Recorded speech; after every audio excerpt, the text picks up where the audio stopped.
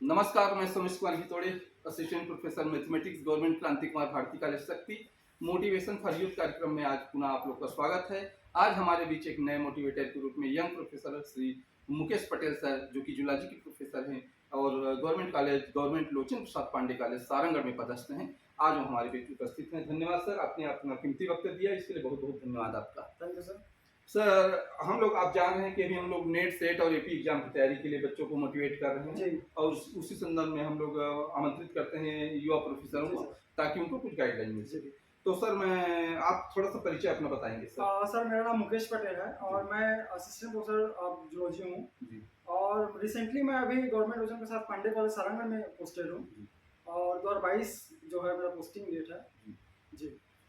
और उसका आपका रैंक 5वां रैंक था सर?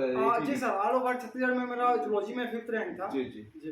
जी, बढ़िया सर। और आपका एजुकेशन कहाँ कहाँ हुआ सर मैं अगर एजुकेशन की बात करूंगा तो मेरा ग्रेजुएशन और पोस्ट ग्रेजुएशन दोनों गुरु घसीदास विश्वविद्यालय से हुआ था। जी जी 2017 का पास आउट बैच हुए मैं। जी जी। और 2017 में ही सर मेरा सेट क्वालिफाई है जी। और 2017 में ही मेरा नेट क्वालिफाई। अच्छा, दोनों एक साथ? जी सर। जी। तो बच्चों को कुछ गाइडेंस करेंगे सर आप सेट और नेट के बारे में थोड़ा सा? सर सेट और नेट का अगर बात करेंगे अपन तो लाइफ साइंस की अगर बात करेंगे तो लाइफ साइंस में ऑलमोस्ट देखेंगे तो जो सिलेबस रहता है ऑलमोस्ट सेम रहता है। जी। और सेट की अगर बात करेंगे तो सेट दो अलग अलग पार्ट में होता है। पहला जो पार्ट रहता है पार्ट 1 रहता है, ए रहता है, जिसमें जनरल एप्टीट्यूड या रीजनिंग रहता है।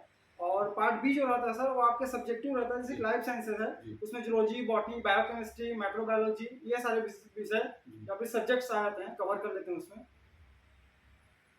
तो सर यहाँ पर सेट और नेट क्लियर हो गया, क्योंकि पहला पायदान तो यही है, आपको असिस्टेंट प्रोफेसर बनना है तो सेट नेट क्लियर करना पड़ेगा। जी। तो सभी जितने भी देख रहे हैं इस वीडियो को, तो एक मान के चलिए कि अभी 21 जुलाई को आपका सेट का एग्जाम है, सीजी सेट का।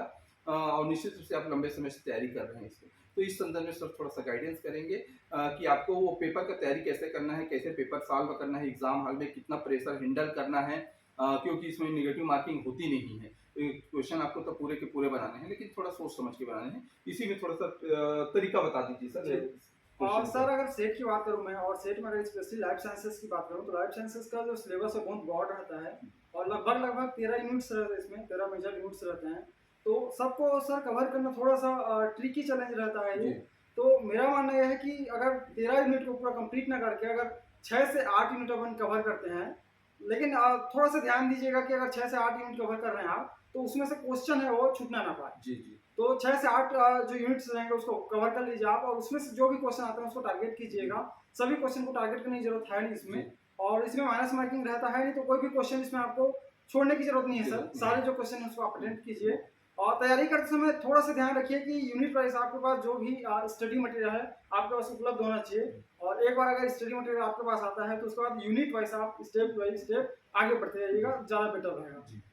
सर, इसमें फर्स्ट पेपर का क्या रोल है सर इसमें जी, जो टीचिंग और रिसर्च एप्टीट्यूड है इसका? सर फर्स्ट पेपर जो रहता है इसमें भी अच्छा खासा मार्क्स का कंट्रीब्यूशन रहता है और इसका भी अच्छा खासा वेटेज रहता है। या फिर ऐसा बोल सकते हैं अगर सिर्फ लाइफ साइंस के अगर फोकस करेंगे तो हो सकता है कि आपका सिलेक्शन रुक जाए, लेकिन अगर पार्ट ए को भी टारगेट मिलेंगे तो आपका सिलेक्शन बहुत ज्यादा इजी हो जाती है, आसानी हो जाती है। तो पार्ट ए के लिए जो रीजनिंग रहता है, मैथ्स रहता है, इसके लिए आप केवीएस मदान जो रहता है इनका जो बुक रहता है उसको प्रेफर कर सकते हैं। तो one of the best book है ये पार्ट 1 के लिए। जी जी। सर, इसके बाद असिस्टेंट प्रोफेसर एग्जाम के लिए आप तैयारी करते हैं, उसका चूंकि सिलेबस थोड़ा सा अलग रहता है, पैटर्न अलग है, तो उसके बारे में थोड़ा बताएंगे सर? सर अगर असिस्टेंट प्रोफेसर की बात करेंगे तो पिछले साल जो 2019 में हुआ था, 2019 बैच में जो क्वेश्चन आया था बहुत ही छोटा छोटा आया था लेकिन ट्रिकी आया था। सबको आसान लग रहा था लेकिन एक्चुअल में आसान था नहीं। तो इसकी तैयारी के लिए सर जैसे कि एपी रहता है, असिस्टेंट प्रोफेसर रहता है, उसका सिलेबस को अगर आप देखेंगे तो 2 अलग अलग पार्ट्स में डिवाइडेड रहता है वो। पार्ट 1 जो रहता है वो जीके ऑफ छत्तीसगढ़ रहता है, जनरल नॉलेज ऑफ छत्तीसगढ़ रहता है। और दूसरा जो पार्ट रहता है वो आपका सब्जेक्टिव रहता है, या फिर जूलॉजी हो गया, बॉटनी हो गया, केमिस्ट्री हो गया, फिजिक्स हो गया, इन्हीं का होता है।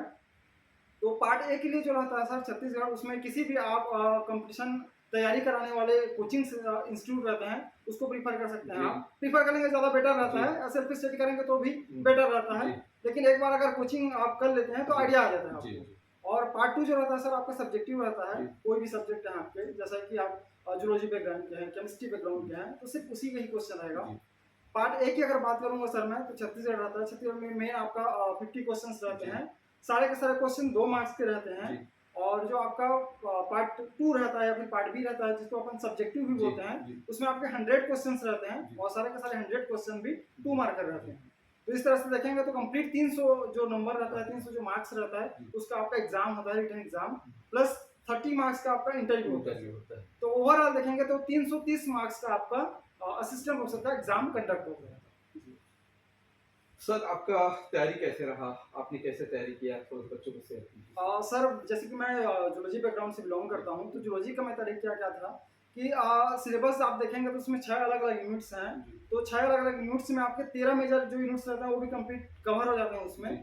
तो मेरा एक अपना ही अलग स्ट्रेटेजी थी सर, उसको जी। मैं शेयर करना चाहूँगा। जी। अपना जो भी एक्सपीरियंस था उसको मैं जी। शेयर करना चाहूँगा, क्योंकि सबका पढ़ने का हाँ, पैटर्न जो रहता है अलग अलग रहता है। रहता है।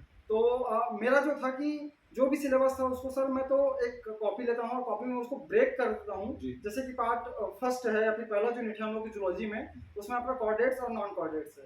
तो कॉर्डेट्स में स्ट्रक्चर जैसे कि आपका प्लाज्मोडियम हो गया और सैकॉन हो गया, जी। इन सब का था। तो उसको मैं एक एक लाइन में ब्रेक कर लेता था और एक एक लाइन में ब्रेक करने के बाद जो भी टॉपिक्स है जैसे कि प्लाज्मोडियम है, ट्रिपेनोसोमा है, सैकॉन है, तो कौन से बुक में और कौन से बुक के कौन से पेज नंबर में हुआ है उसको मैं ब्रैकेट में लिख लेता था। तो इसी तरह से जो 6 यूनिट था उसको मैं ब्रेक कर लेता था और 6 यूनिट के अलग अलग जो टॉपिक्स रहते हैं उसको एक एक लाइन में लिख के उसका जो बुक्स रहता है, जो मटेरियल रहता है, उसका पेज नंबर से उसको नाम को वहाँ पे मैं इंडिकेट कर देता हूँ। तो ये एक आसानी हो जाती है आपको पढ़ने के लिए। और दूसरी बात यह है सर कि सारे के सारे जो यूनिट रहते हैं आप देखेंगे तो एक साथ उसको कवर नहीं कर सकते हैं। तो सपोज कीजिए कि मेरा जूलॉजी का पेपर है और जूलॉजी पेपर को पढ़ने के लिए मुझे 30 दिन मिलता है। तो 30 दिन में मैं सर अलग अलग यूनिट रहता है उसको ब्रेक कर देता हूँ। सपोज कीजिए पहला यूनिट है उसको मैं 5 दिन के लिए कवर करने के लिए छोड़ता हूँ, उसके बाद 1 दिन का मैं उसमें गैप छोड़ता हूँ, बैकअप के लिए छोड़ता हूँ उसको। अगर खुदा ना खास्ता बीच में कुछ हो जाता है, तबियत खराब हो जाता है, तो 1 दिन उसको आप बैकअप के रूप में ले सकते हैं। इसी तरह से जो सेकंड यूनिट है, थर्ड यूनिट है, फोर्थ यूनिट है, सभी यूनिट के लिए अलग अलग टाइम ड्यूरेशन में बांट दिया रहता हूँ। और लास्ट में क्या करता हूँ कि सभी का जो ड्यूरेशन रहता है उसको धीरे धीरे कम कर देता हूँ। तो इसमें तैयारी आपका अच्छा खासा हो जाता है। और जो भी तैयारी करेंगे सर उसको एक कॉपी में लिख के तैयारी करेंगे तो आपका जो मेमोरी है वो ज़्यादा कैप्चर कर पाएगा। बहुत अच्छा सर।